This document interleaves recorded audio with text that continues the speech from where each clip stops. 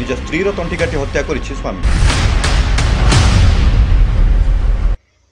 जाजपुर जिला मंगलपुर थाना दत्तपुरर नारायणपुर ग्राम में बुधवार अपराह्न घटी जाइछि एभली एक मर्मन्तुद घटना।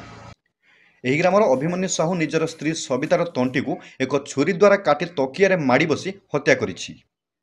सवितांकर बयस 50 होइतिबा बेले उभयंकर विवाह को 30 वर्ष पाखापाखि हेब।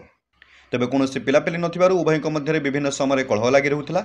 एभली हत्याकांड घटाई निजे अभिमन्यु पुलिस निकट में आत्मसमर्पण करिछि।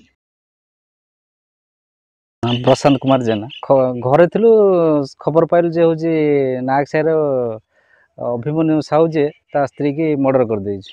तापर आसिक हम देखिलु आसला पुलिस आस सारथिले पर तांको पुलिस वाला जेतले तांको पडिसा को डाकिले उठिया पे डेड बॉडी से केही गले नाही।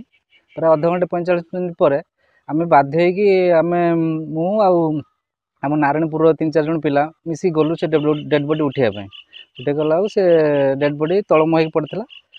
गलाटा ये जगह कटा होता खबर पाओ स्वामी स्त्री प्राय समय झगड़ा लगन से टाइम।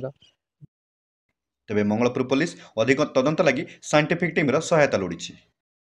गोले चंद्र साहू नारायणपुर हत्या कर भाई मु सकाळ 7टारू घरे नथिली सी भाई होउची ताकर होउची माने आज दिन कथा न से 8 दिन तळे एमती घरे रामला मामला करथिले। पिला छुआ केतोटी कोन पिला छुआ ना